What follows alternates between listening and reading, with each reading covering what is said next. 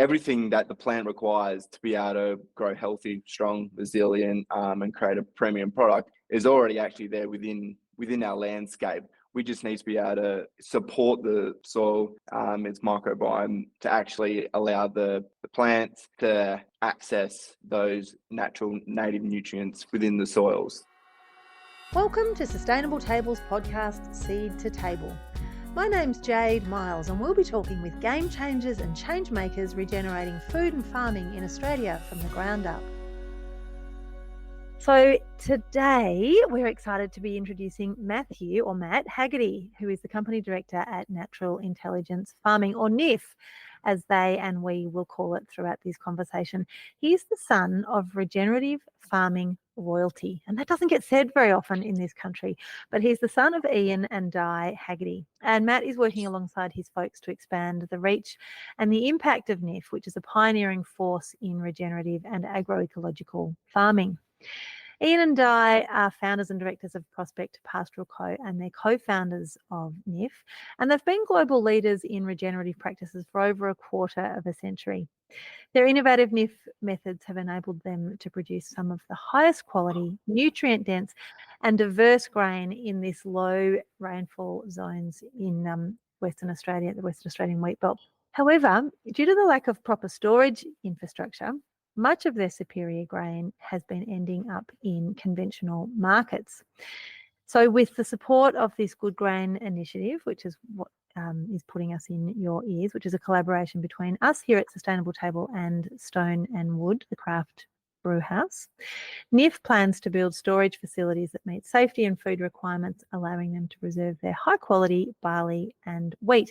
And this funding will help them to store their regen grains and build relationships with brewing companies that share their values and are interested in sourcing top tier regen grains. Matt was born in 2002, you make me feel old, and has been immersed in NIF's principles his entire life.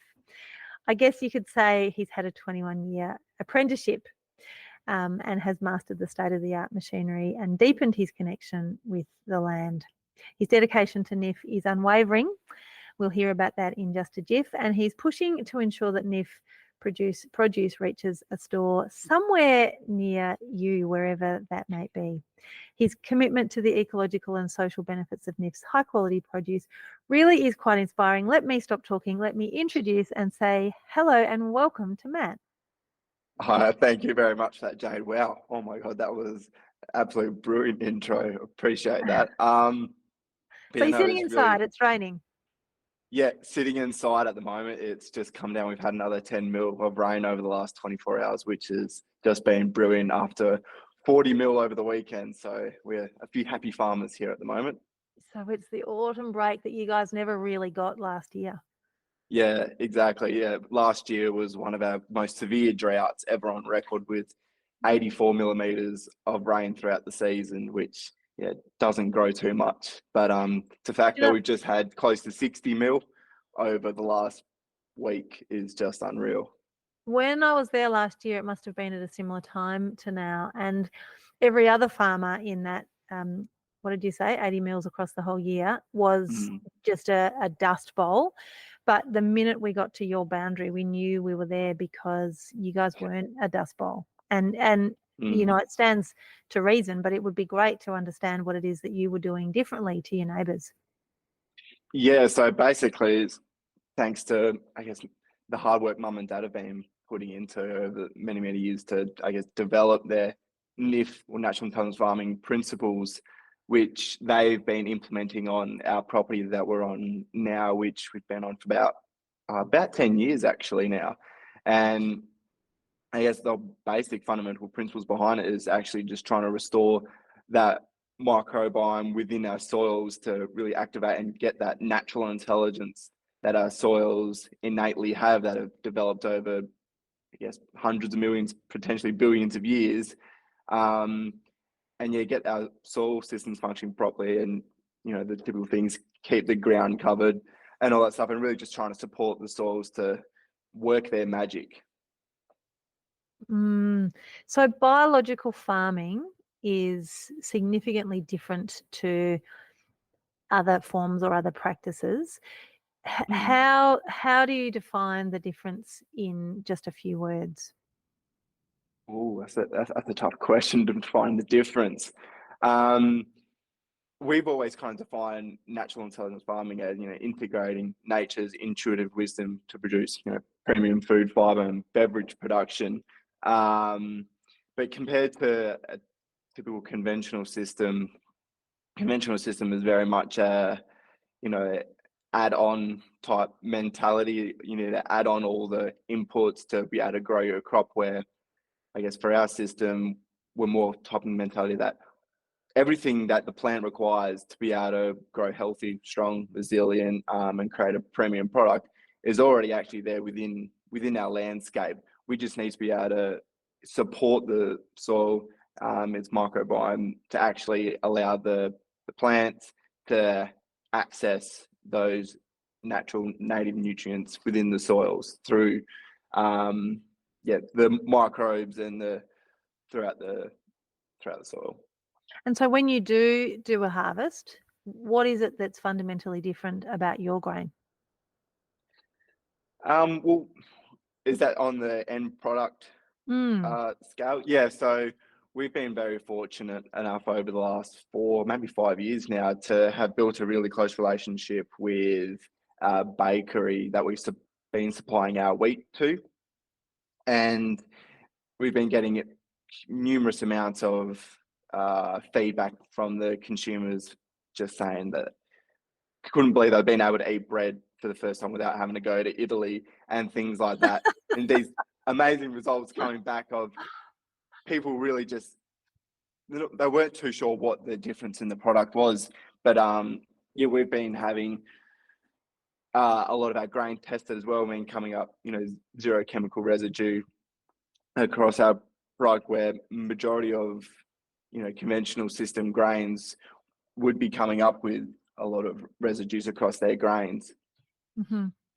Hey, I said at the top that you have done a 21-year apprenticeship and that your parents are regen farming royalty. What's that like to be the next gen coming through with that set of shoes to fill? Um, yeah, definitely some big shoes to fill. But I mean, it's a big privilege for me to be able to work alongside mum and dad. They've always got people calling up 24/7 asking to come around to the farm or to come to internships to learn as much as they can from them. So the fact that I just get to sit alongside them all the time, sometimes annoying me, probably most of the times. No, definitely been very fortunate for that, and it's just given me a huge opportunity to learn everything off them and go very deep into what makes, I guess, our system of farming different from the rest, and also then being intermingled with friends and other family members who are still in the conventional system. I've been able to have a good, I guess, view of the differences and difference in practices and seeing what their results have been, our results. And yeah, it's given me a really good, I think it's given me a very different perspective, being completely immersed in what mum and dad have been doing over the past 21 years now, where most people who have been down the regenerative pathway, majority of people would have initially been in the conventional system in their early years. So for me it's been my entire life. I haven't really known much else. It's definitely a different and unique perspective, I think. Mm. You can probably also provide a unique perspective on what it really feels like to be the next generation of farmers in an industry that's dominated not only by older people, but by people who have, really been challenged by what the farming sector offers at the moment. And in that there's opportunity, but in that there's also this sort of weight. Yeah, the farming industry at the moment is definitely becoming a very tricky industry to be within. We tend to be price takers on both ends of the spectrum, which really can make quite difficult business scenarios when you have, like for us last year, a severely dry year, yet you're forced to pay Mm. high prices for, you know, products and things to help keep the operation running, and fuel costs and whatever it might be. But then you're also forced to take on the other end a price for your product at the end of the Mm. day. So it can make things very, very difficult, and then becoming increasingly more difficult with things such as the sheep trade and stuff, where overnight an entire industry and price for a product can just go through the floor, and they go, oh, not much we can do about it, basically. Mm. Make things, yeah, it makes it a very tough industry to be in. But that's what's also added a lot of excitement for me for what we've been doing, because I feel like it creates a lot of hope for the industry. Mm. Now, you don't just grow grain, you also do sheep, and you guys have been really active in trying to localize and shorten your supply chains. Tell us what that has looked like across both sheep and wheat. Yeah, so Mum's been working on the sheep side, like she's been running a small lamb market domestically in Perth here for 20 or so years now, which has been absolutely brilliant and has developed a really core loyal client base, which has been great. People have stuck with her for all that time. Mhm. So yeah, that's been brilliant, and it's been able to also prove to us the benefits that can be created if you're able to shorten that supply Mm. chain. Because here we've been able to produce, you know, a brilliant product on the land that has all the environmental ecosystem benefits, but then also provide that to the consumers for a cheaper price than what they've been getting at the major grocery, like food outlets. So the consumer at the end of the day is jumping for joy. They've got a brilliant product. It's been cheaper. Then we're also jumping for joy as farmer, because we've Mm. got more money back to us Mm. for that product, that allows us to continue to practices and improve what we do on the farm. And it makes things really work just by taking out a lot of big price takers in the middle there. That's right, shortening that supply chain. So regen grain along this same line is often put into the conventional system, and that's often just due to the lack of infrastructure. And so for this particular project, you guys will purchase silos, which will enable you to store Mm. grain on the property and control whether or not you're the price taker or the price maker. What do you think it looks like when you start to push it into other pathways like the brewing sector? You had mentioned that you're already working with a local baker, but what about brewing? Yeah, so pushing into the brewing industry has been a massive dream of mine for many, many years now. And yeah, no, I think it can create a great opportunity, not only for us, but for other farmers to try and build that storage capacity, because it's the supply chain in the middle is the difficult part for us as a farmer. We've been able to produce the product for many, many years, and we know the demand is out there from brewers and just from the consumers as well. But it's the getting it to them has always been the Mm. downfall. Mum and dad have been trying on this pathway for many, many years, talking to other brewers as well, big bakeries and things like that, to get our product out there. But it's always fumbled at the supply chain part, is getting it to them. So do you So think that's the greatest challenge for regen farmers to get into the brewing sector? I'd say so. Yeah, is the supply chain, I find, has been the biggest difficulty. And yeah, I would say for majority of regen farmers, because that's what a lot of people will be doing, is trying to value add and go direct to market with their produce. It's the supply chain in the middle, whether it's refrigerated trucks to move their frozen meat, for if they've got that type of business, or if it's to transport grain and things like that, to store grain. Seems to be the biggest difficulty. So to be able to install silos for us to be able to store that barley, to then market that barley and sell to a brewing company, is is going to make a big difference. At a time that works for you, depending on what the price is and whether there's gluts. Or I don't think people quite have their head around the fact that if you go into the commodity sector, then you really become a price taker with no ability to control your profit margins at all. Whereas if you can hold it back and you can develop localized and direct relationships with the people that will be the end users, it gives you more flexibility and more capability to dictate the price. Yeah, exactly. It definitely allows to put a bit more power in the farmer's hands, which has probably been lost over a good 50, 60 years. Mm-hmm. Now, you've got two brothers, Mm. but they're not full-time farming like you are. What was it about farming that made you think this is where you would spend the rest of your life? Yeah, well, initially when I was growing up, I was never planning on becoming a farmer. I was always like, no, I'm going to become a pilot or something like that. I was always infatuated with flying planes. Um, and then going through school, I was looking into doing engineering or something like potentially getting a trade. And then I looked down all those different avenues and I went down the ATAR pathway to go to university and I even got into uni. But then COVID happened as I graduated. So I was like, oh crap, because at the end of my school, I planned to go away and live abroad in Sweden for a year. And I was like, yep, that's what I'm going to do. I'll do that my first year out of school, then I'll come home and go to university. But then COVID happened, so I couldn't go to Sweden straight away. So I was like, oh, I'll push that back 12 months and I'll push uni back 2 years. I'll go just do a year on the farm. That'll work out well. I'll save some extra cash and, I'll be able to spend a bit more whilst I'm in Europe. That'll be good. But I came back for that first year and just absolutely loved it. I mean, I've always loved what mum and dad have done and have always been thinking about how we could improve the valuating side and to get our produce out there. But I wasn't sure whether it was going to be my end career, what do I end up doing?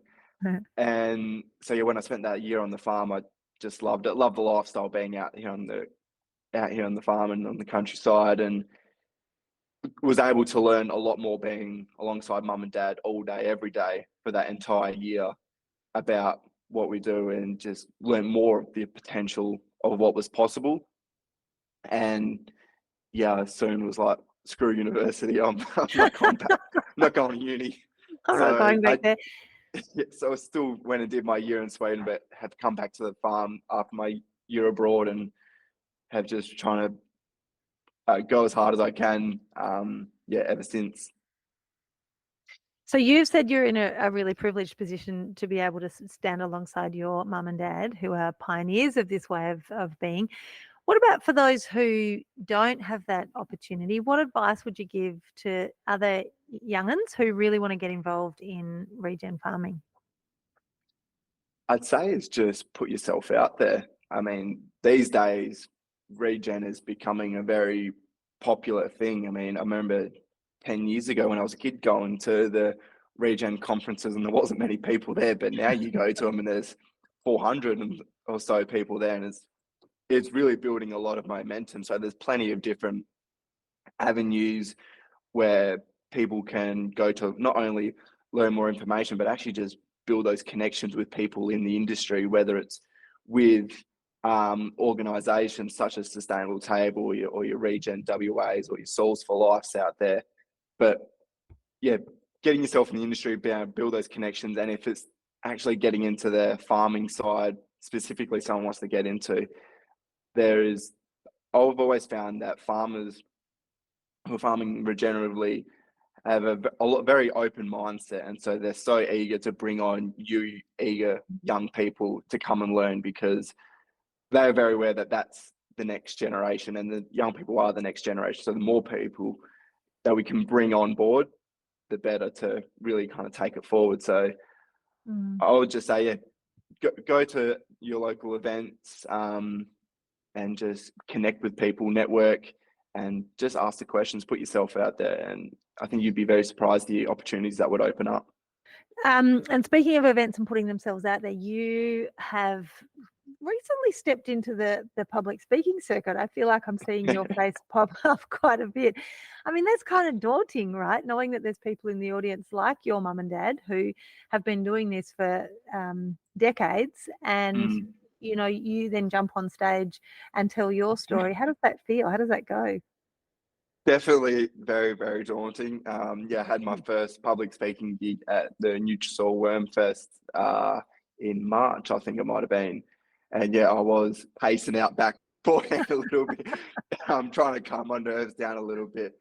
But I think that people appreciated having someone young up there for a change, which was, yeah, everyone was definitely very supportive. But yeah, I think being able to, like I said at the start, give my perspective of becoming, because I'm one of probably few people who regen farming or natural intelligence farming has been my entire life. It's been all I've known.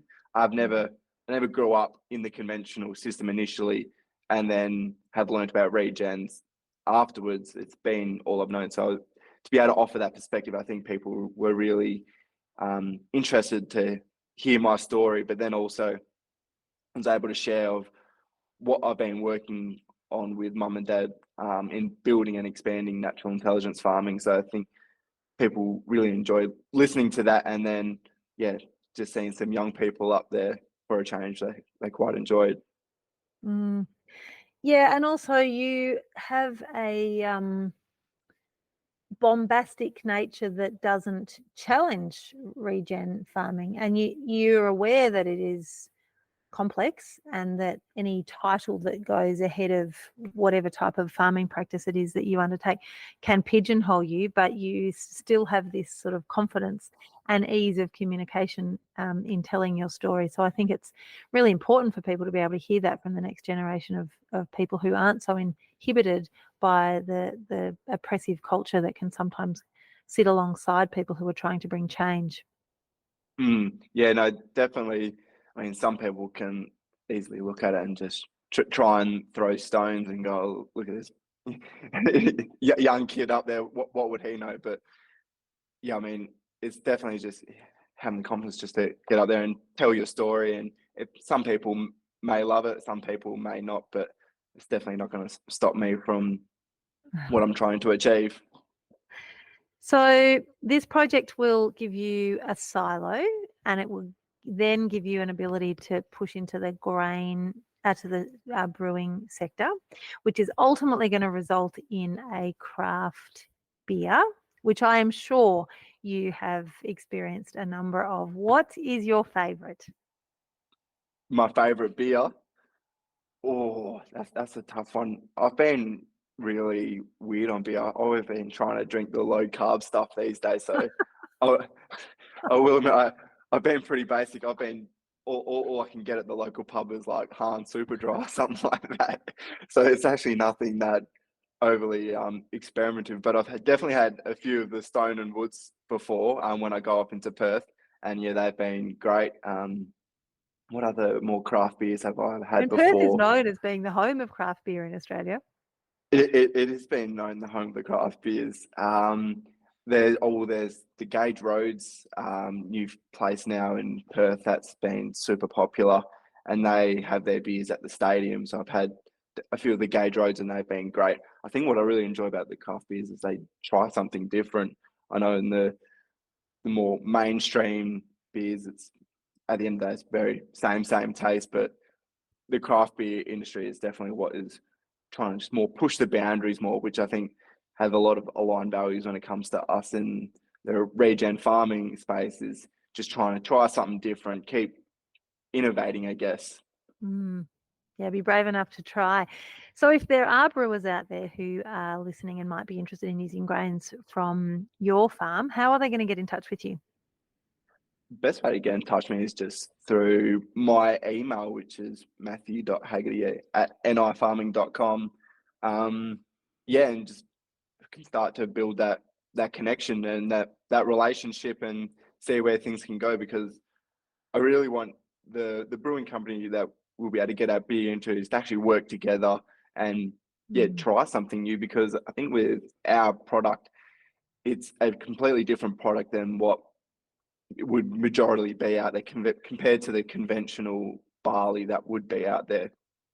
Like, the grain has been grown in a completely different system, and like we've had feedback from the bakery that when they've been working with our wheat in the bakery, the way that it reacts is completely different than any other wheat or flour that they've ever worked before. They say like the flour is still alive. Like when they put put it in with the starter to make the sourdough, how quick it reacts, and it kind of explodes out of the jar. They can't believe it.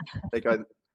So they've had to actually really change the way they've worked with the flour to be able to make the bread. And I think I wouldn't be surprised if the same will be with brewing, which, some people might say, or that might be a little bit difficult, but to me, I think that sounds pretty exciting. Actually, be able to work with something new, and let's try to make something new, because I think people are looking for different things to choose for on a consumer level, and it's got that story behind it. And like at the end of the day, I know it's going to be alcohol based, but and there'll be a health product as well.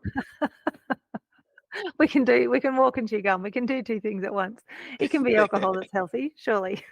Sure, we can make that work. It makes me feel really good after a few too many, I think. Well, thank you, Matt. That's been fantastic to chat with you. Is there anything else before we wrap that is worth sharing that I haven't asked you? I'm just really excited to see what can come from this, and to get the silo built out here, and to actually start being able to network with craft brewers or distilleries and things like that to get our grain into a few beers around, and look forward to the day, hopefully sooner rather than later, to actually sit down one day and actually enjoy a beer that I know has been made from the barley on off our your farm. That's pretty amazing. That'd definitely be worth saluting to. Yeah, I'll be pretty happy that day. So just looking forward to see what can come from it. Thanks for listening to Seed to Table, a podcast by Sustainable Table. Join us next week to hear from research scientist Matt Newell, another Good Grain Grant recipient.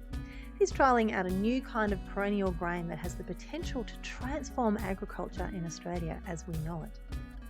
For those who are interested in learning more about the Good Grain Initiative, head to goodgrain.au. If you're a baker, brewer, farmer, or just interested in learning more about grains in general, you can head to the Good Grain Guide on the Sustainable Table website and explore the resources that we've collated. If you've enjoyed this episode, please like and subscribe, and perhaps leave us a review. This podcast was produced and edited by Megan O'Malley with music by Matt Fasandia.